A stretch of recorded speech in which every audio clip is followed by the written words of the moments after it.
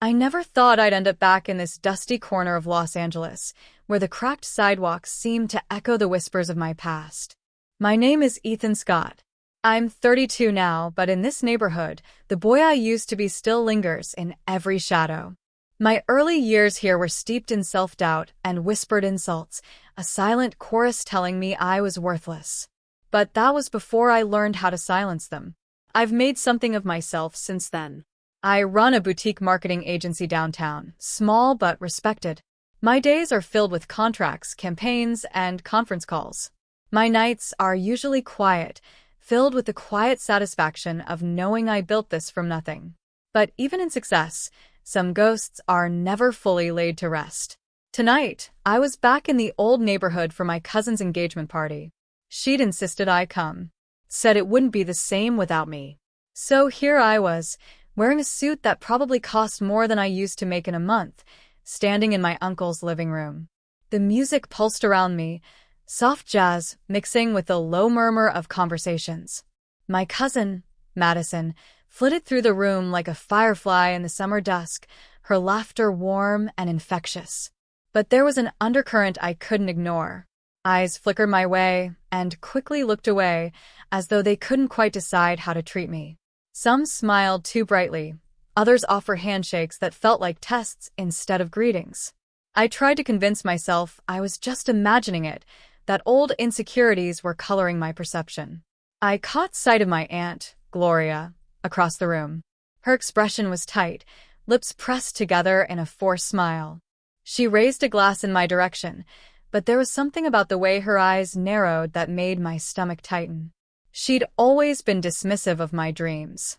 Years ago, she told me to settle down and work at the family grocery store, said I wasn't cut out for anything else.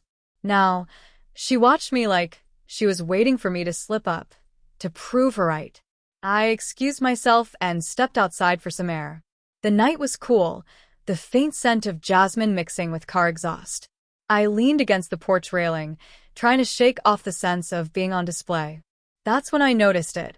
A half-open window to the kitchen, and through it, I could see my uncle, Daniel, and a man I didn't recognize.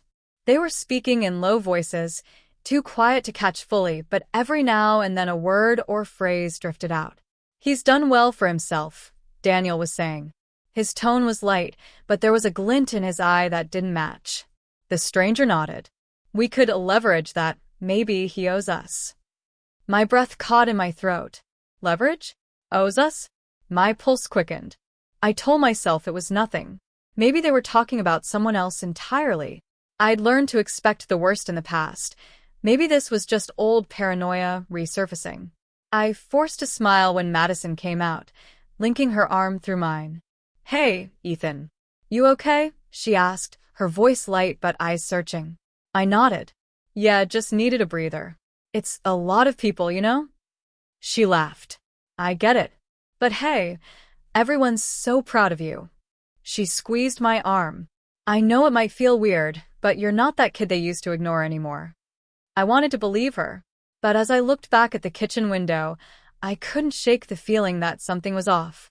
That conversation, it felt like the first ripple of a wave that would soon crash over everything I'd built. Inside, the party carried on. Glasses clinked, laughter filled the air. But in the midst of it all, I felt a chill, a sense that behind those smiles, there was something else, something waiting. I tried to push the thought away. I told myself I was overreacting, reading too much into a half-heard conversation. I went back inside, let Madison drag me into a group photo, and laughed at jokes I barely heard. But even as I smiled for the camera, my mind kept circling back to those whispered words. Leverage. Owes us. I told myself it was nothing, that it couldn't possibly mean what I thought it did. But deep down I knew better. The first sign was there, faint but undeniable. And it wouldn't be the last. The next morning, the echo of those words wouldn't leave me. Leverage. Owes us. It was like a splinter in my mind, burrowing deeper with every beat of my heart. I tried to distract myself, emails, calls, the usual buzz of the agency. But even as I pitched campaigns and polished copy, my mind kept drifting back to that half-heard conversation. By afternoon, I was back at the agency, perched at my desk, staring at my phone. My office was small, a glass box with a view of the city's jagged skyline. It was supposed to feel like an accomplishment, proof of how far I'd come. But right then, it felt like a cage. I scrolled through social media, scanning posts from the engagement party. Photos of Madison beaming, my uncle and aunt playing the gracious hosts, friends toasting to a bright future. In the background of one photo, I saw myself half smile, eyes distant. I looked like a stranger in my own life. I couldn't shake the feeling that something was brewing beneath the surface. That maybe the success I'd fought so hard for wasn't as solid as I'd believed. I closed the app and leaned back in my chair, trying to clear my head. Ethan? My assistant, Rachel, poked her head in. You okay? You've been staring at your screen for like 20 minutes. I forced a smile. Yeah, just distracted. Can you forward me the Thompson file? Of course. She paused, brow furrowed. If you need anything.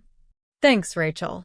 She left, and I found myself staring at the door after closed. I trusted Rachel. She'd been with me since the agency's early days, but lately, trust felt like a fragile thing. The rest of the afternoon crawled by in a haze. Meetings, phone calls, the usual rhythm. But underneath it all, there was a thrum of unease. That evening, I stopped by a bar a few blocks from the office. It was a quiet spot, low lighting and leather booths. The bartender, Marco, knew me well enough to pour a whiskey without asking.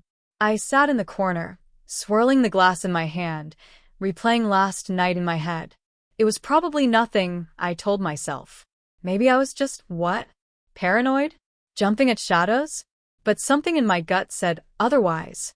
A voice cut through my thoughts. Ethan Scott, the man of the hour. I looked up to see Derek, an old friend from college, sliding into the booth across from me. He worked in finance, always had that air of someone who knew too much. Derek, I said, managing a smile. What brings you here? He shrugged. Happy hour. I needed a break from the chaos. You look like you could use one too. We talked for a bit, but I was distracted. My thoughts kept circling back to that night. Finally, I leaned in. Derek, I said, lowering my voice. Have you ever felt like people were plotting behind your back? Like they were just waiting for you to slip up? He raised an eyebrow. Sounds paranoid, man. But yeah. In business, people will smile at you while sharpening the knife. Why? Something happened. I hesitated. Just something I overheard. At the engagement party last night. Family stuff, he asked, his tone careful. Maybe.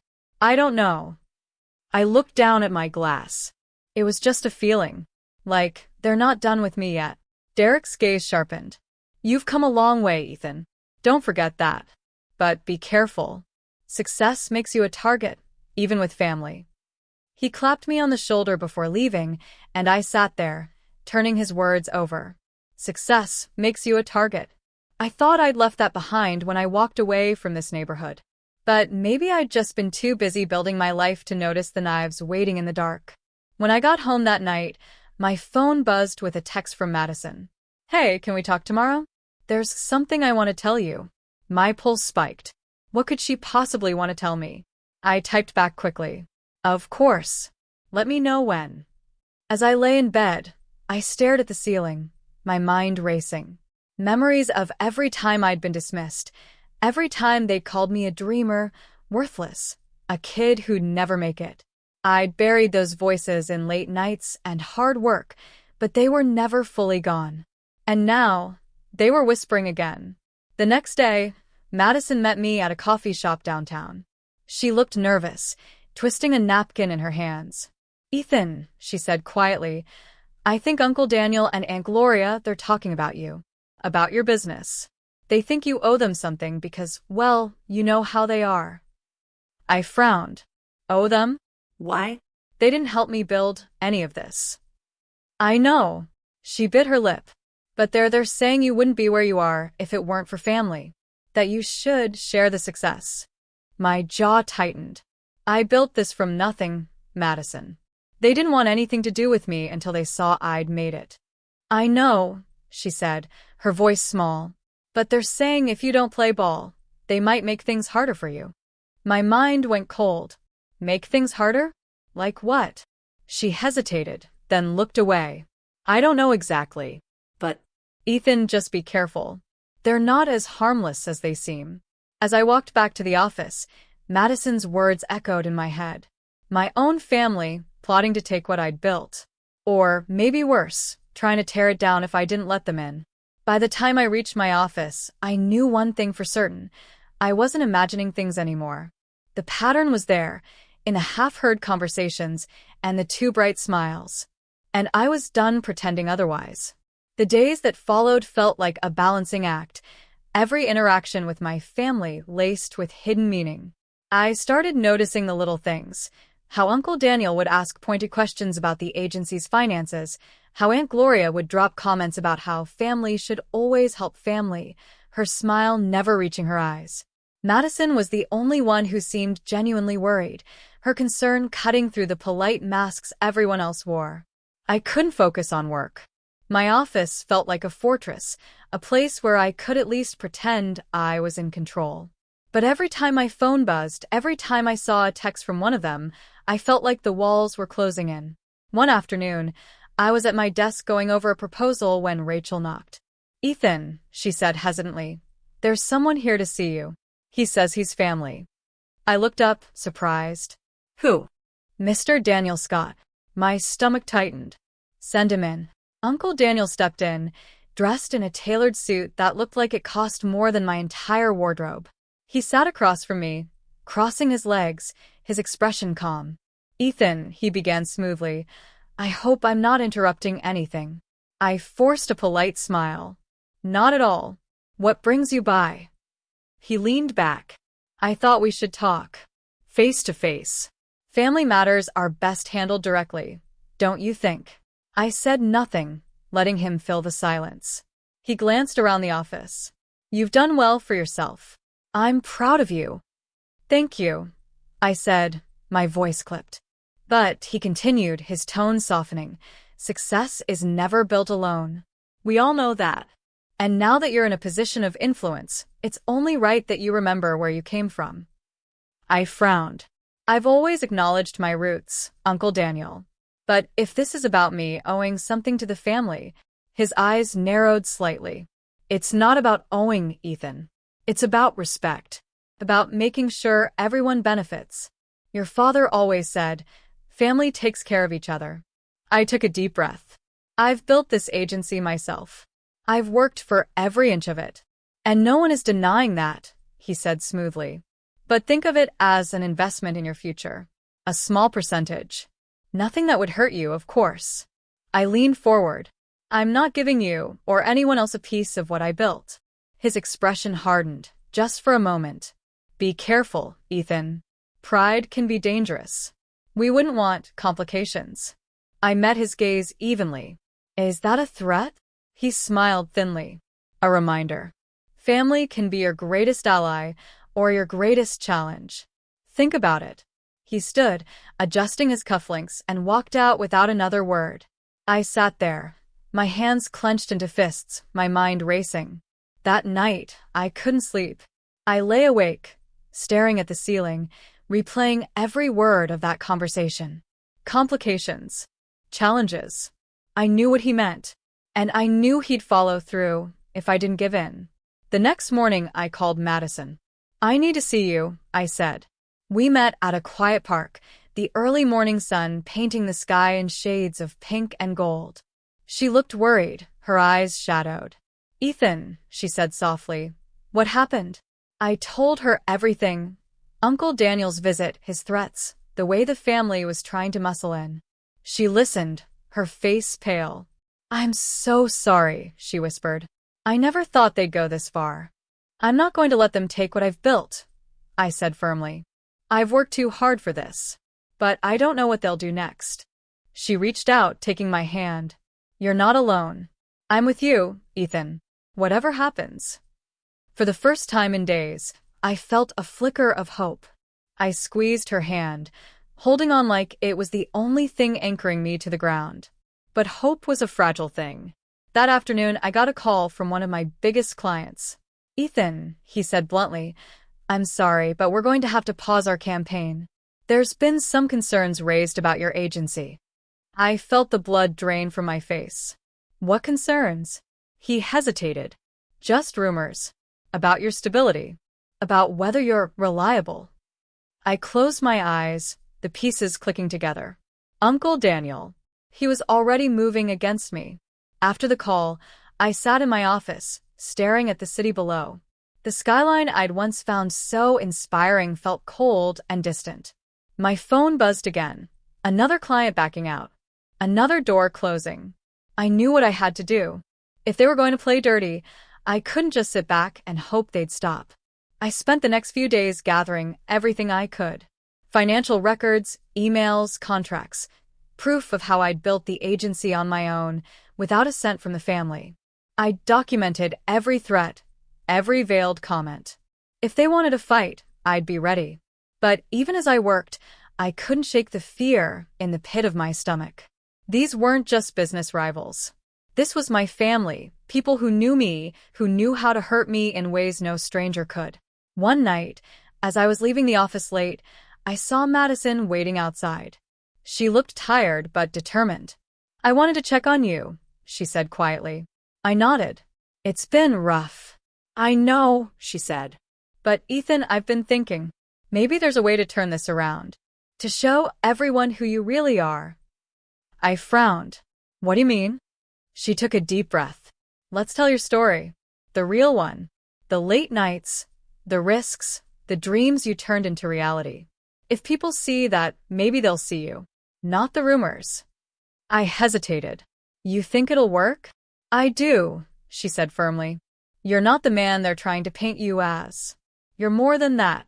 And it's time everyone knew. I looked at her, feeling a flicker of something I hadn't felt in days. Courage. Okay, I said. Let's do it. The next few days were a blur. Madison and I worked side by side, crafting a narrative that cut through the lies and rumors. We pulled together photos of me working late in my cramped apartment, footage of my first pitch to a client, handwritten notes from nights when I was 2. Broke to afford software and had to plan everything out by hand. It was raw, it was honest, and it was me. We filmed an interview in my office, Madison behind the camera, her steady presence giving me strength. I spoke about the early days, the fear, the failures, the way I'd learned to stand on my own. I spoke about how every dollar earned had felt like a victory, how every client was a promise I'd worked to keep. When we finished, Madison gave me a small, proud smile. You were incredible, she said softly. I shrugged, exhausted. I just hope it's enough. It will be, she said. I know it. The next morning, we released the video on every platform we had, our agency's website, social media, email newsletters. We titled it simply, My Story. It was risky, putting everything out there, but I felt like I had nothing left to lose. At first, there was silence. Then, slowly, comments began to trickle in. Thank you for sharing this. I had no idea what you went through. You're an inspiration. I watched the numbers climb, the video getting shared, liked, retweeted. My phone buzzed nonstop, friends and clients reaching out, telling me they believed in me. For the first time in weeks, I felt like I could breathe again. But Uncle Daniel wasn't done. 2 days later, I got a letter delivered to my office, a cease and desist. He was trying to claim defamation, to shut me down legally. My hands shook as I read it, but I refused to let fear win. I called Madison. They're trying to shut me up, I said. Let them try, she said fiercely. We're telling the truth. They can't erase that. I met with my lawyer, a quiet, meticulous man named Carter Hughes. He looked through the letter, then looked up at me. They're bluffing, he said calmly. There's nothing in this video that's false. We'll respond, but they don't have a case. Thank you, I said, relief washing over me. Just stay focused, Carter said. You've already done the hard part, showing people who you really are. That night, I went home and sat on my balcony, watching the city lights twinkle like stars. I thought about everything that had happened, how I'd almost let them take everything from me. But now, for the first time, I felt like I was reclaiming my story. The next morning, Madison called me. "You need to see this," she said. She sent me a link to a news article. The headline stopped me cold. Local entrepreneur fights back against family threats. The article told my story. How I'd built the agency from nothing, how my family was trying to tear it down. It was sympathetic, almost defiant. And it was out there for everyone to see. I leaned back in my chair, a mix of exhaustion and triumph coursing through me. Madison's face appeared on my screen. She'd video called me. "You're everywhere," she said, her eyes bright. "I don't know what to say," I murmured. "Say you're ready for whatever comes next," she said softly. I took a deep breath. "I'm ready." Later that day, I got a call from my father. It had been years since we'd really talked, but I answered, my heart in my throat. "Ethan," he said quietly. "Dad," I said. "I saw the video," he said. "I saw everything." I waited, unsure of what he'd say next. "I'm sorry," he said finally. "I should have stood up for you. I let them make you feel like you didn't belong. But I'm proud of you, son." I always was. My throat tightened. "Thank you," I whispered. "Don't let them take this from you," he said. "You've earned it. All of it." "I won't," I promised. "I know," he said. "I know." After I hung up, I sat there for a long time, the weight of years of silence finally lifting. My father's words were like a balm on an old wound. The next few weeks were a whirlwind. The agency regained the clients we'd lost and more. People reached out, wanting to work with someone who had faced down giants and refused to bend. Madison was with me every step of the way, her quiet determination my constant anchor. One afternoon, we stood together on the roof of our building, the city spread out beneath us. "You did it," she said simply. "No," I said, turning to her. "We did it." She smiled, her eyes shining. "So, what's next?" I looked out over the skyline, the wind tugging at my hair. "I'm not sure," I said honestly. "But I know I'm not afraid anymore. They can try to tear me down, but they can't take away what I've built. Or who I've become." Madison nodded. "That's what matters." We stood there in silence, the city alive around us. I knew there would be more battles ahead. There always were. But I also knew that I was stronger than I'd ever been, and that no matter what came next, I wouldn't face it alone. The momentum we had built was more than I'd ever dreamed of. Every day brought new opportunities. Clients I'd never thought I'd be able to land were calling me directly, eager to work with someone who had proven they wouldn't be bullied into submission. Our little agency that had once operated out of my cramped apartment was suddenly in the spotlight. But even as the days grew brighter, I could feel the storm brewing behind me. Uncle Daniel hadn't given up. His lawyers were sending more letters, more threats, each one more desperate than the last. He'd lost control of the narrative, and it was driving him mad. One evening, Madison and I were working late in the office, going over a pitch deck for a new client. The moonlight streamed in through the big windows, and the hum of the city felt like a heartbeat under our feet. Madison looked up from her laptop, her expression pensive. "Do you ever think about how we got here?" she asked softly. I paused. "All the time," I said. "It feels like just yesterday I was sitting in my apartment with nothing but an idea and a cheap coffee maker." She smiled. "And now look at you." I laughed. "Look at us," I said, reaching across the table to squeeze her hand. "This isn't just mine. It's yours, too."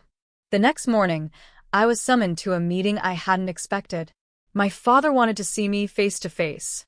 It was at a small diner on the edge of the city, a quiet place with cracked leather booths and the smell of fresh coffee in the air. He was already there when I arrived, his hands wrapped around a chipped mug. He looked older than I remembered, his hair grayer, his shoulders slumped under the weight of years of silence. I slid into the booth across from him, my pulse hammering. "Thank you for coming," he said. "I wasn't sure if I should," I admitted. "I know," he said quietly. I needed to tell you this in person." He took a deep breath, his fingers drumming against the ceramic. "Your uncle, he always wanted control. And I let him have it because it was easier than fighting. but I see now how much it cost you. And I'm sorry for that, Ethan. Truly. I swallowed hard. It wasn't just him, Dad. You were there. You let it happen. I know, he said, his voice rough. And I can't take that back.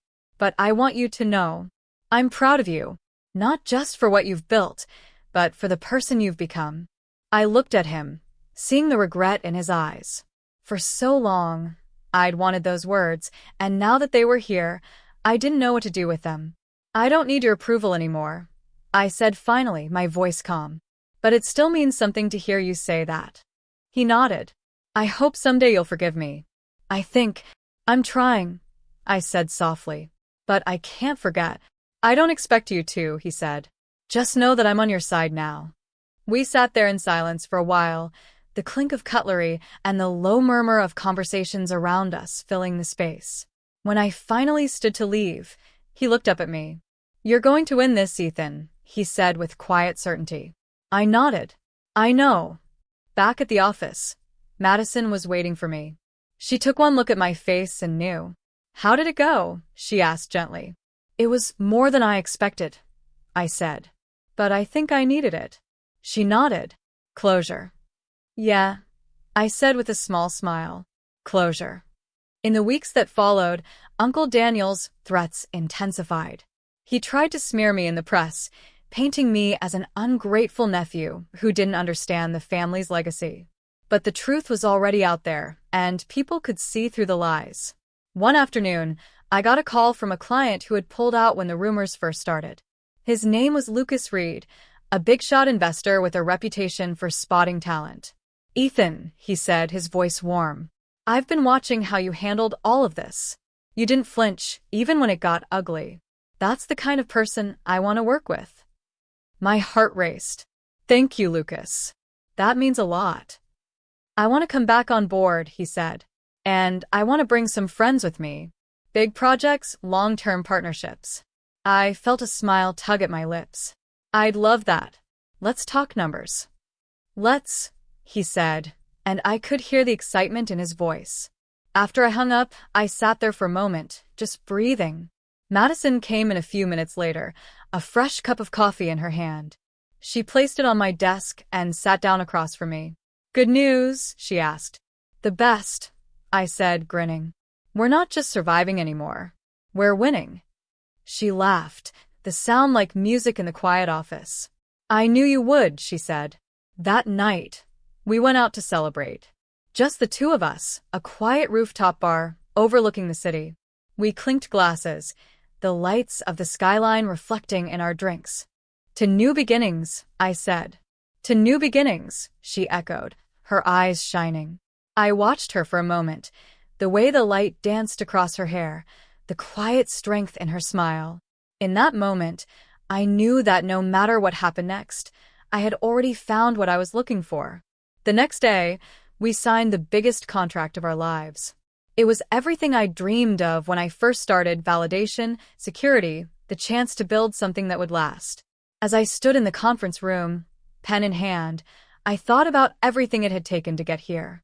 The nights I'd spent doubting myself. The times I'd almost given up. The people who had tried to tear me down. And I thought about Madison, standing there beside me, her quiet support the foundation of everything I'd built. When the deal was done, we stepped out onto the street, the city alive around us. I looked up at the sky, feeling the weight of the past finally slipping away. This is just the beginning, I said. Madison slipped her hand into mine. And I'm right here with you. The days that followed were nothing short of transformative. As the ink on our biggest deal dried, I felt the weight of the past lifting off my shoulders. For the first time in years, I wasn't just surviving, I was thriving. But I knew the real victory wasn't in the contracts or the money. It was in reclaiming my story, my identity. The narrative my uncle had tried so hard to control had crumbled, leaving behind only the truth. And the truth was that I had built this. I had faced every obstacle head-on and turned it into fuel for my fire. One evening, as Madison and I walked along the river, the city lights twinkled like stars around us. The air was crisp, filled with the promise of something new. Do you ever think about what comes next? she asked, her breath fogging in the cold air. All the time, I said. But for once, I'm not afraid of it. She looked at me, her eyes soft. I think that's what makes you different, Ethan. You don't run from the unknown. You walk right into it. I smiled. Maybe. Or maybe I've just learned that the only way to change your future is to stop letting your past define you. The final showdown with Uncle Daniel came sooner than I expected. He called me one morning, his voice tight, as if he were holding back a storm. Ethan, he said, I want to talk. Face to face. I agreed. There was nothing left to lose. We met in a small conference room in his downtown office. The walls were lined with framed awards and photos of him with powerful people, reminders of the world he'd once ruled. He sat across from me, his expression unreadable. You've made quite a mess, he said. I'm just cleaning up the mess you left me. I replied calmly. He sighed, his shoulders sagging. You've always been stubborn. I tilted my head. I learned from the best. He gave a mirthless chuckle. I suppose you did. But listen to me, Ethan. This can't go on forever. Sooner or later, the world will see that you're nothing without this family. I leaned back in my chair, my hands steady. The world already sees who I really am, Daniel. And it's not because of you. It's in spite of you. He slammed his hand on the table, the sound echoing in the quiet room. You're making a mistake, he growled. You think you can win, but you're just a kid playing in a world you don't understand. I stood up, my heart pounding but my voice calm. Maybe. Or maybe I'm finally building a world where I make the rules. He glared at me, but I saw the flicker of uncertainty in his eyes. For the first time, he wasn't sure how to fight me. As I left his office, I felt a strange mix of relief and sadness. He had been a force in my life for so long, an obstacle, a challenge, a shadow that loomed over every decision. And now, he was just a man whose power had slipped through his fingers. When I got back to the office, Madison was waiting for me.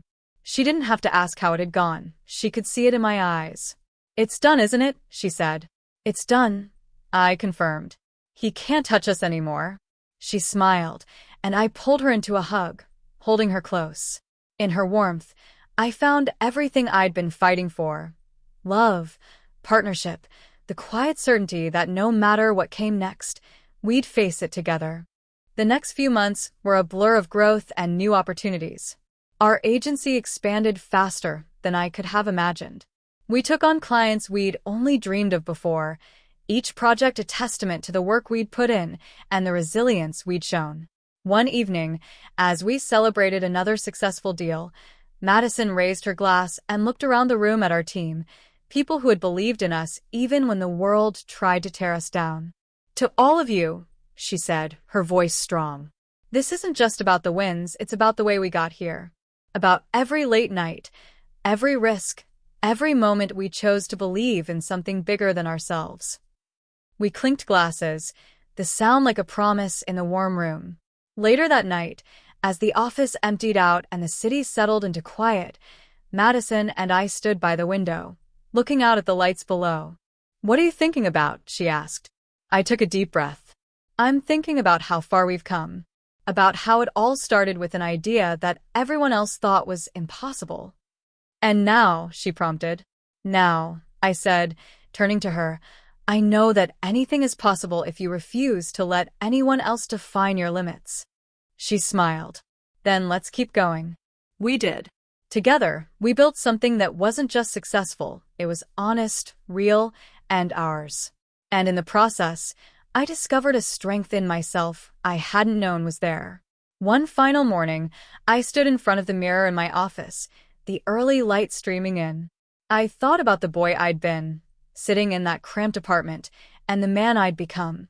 Someone who had faced down every doubt, every betrayal, and come out stronger on the other side. I thought about my father's words in that diner. I'm proud of you, he'd said. And I realized that in the end, the only approval I'd ever really needed was my own. Madison walked in, her hair still damp from the shower, her eyes bright. You ready? She asked. Yeah, I said, my heart steady. I'm ready. As we stepped out into the world we'd built together, I felt the sun on my face and the future unfolding before us, full of promise, full of possibility. And for the first time, I knew that no matter what came next, I was exactly where I was meant to be.